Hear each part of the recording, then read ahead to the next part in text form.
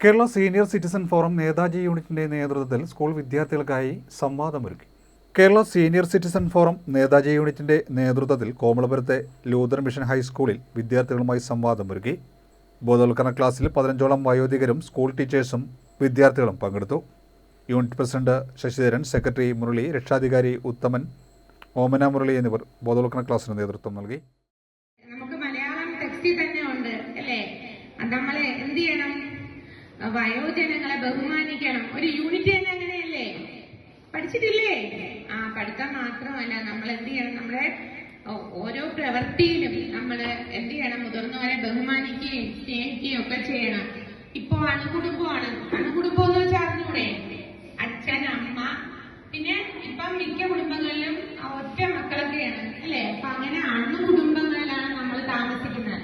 അങ്ങനെ വരുമ്പോൾ നമുക്ക് വലിയ വലിയ ഉപദേശങ്ങളോ നല്ല വഴികളിലേക്ക് നമ്മളെ ഉപദേശിക്കാനോ ഒന്നും ആരും ഇല്ലാത്ത ഒരു അവസ്ഥയിലൂടെയാണ് നമ്മളെല്ലാം കടന്നു പോകുന്നത്.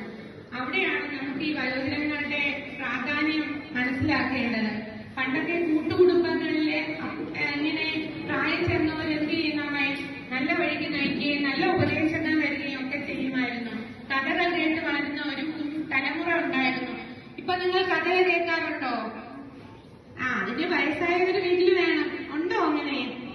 ഇപ്പൊ ഈ എന്താണ് തിരക്കിലും ഔദ്യോഗിക ജീവിതത്തിന്റെ ഓട്ടത്തിലും ഒക്കെ എന്താണ് വയോജനങ്ങളെ നമ്മൾ എന്താണ് മറന്നിരിക്കുകയാണ് അല്ലേ?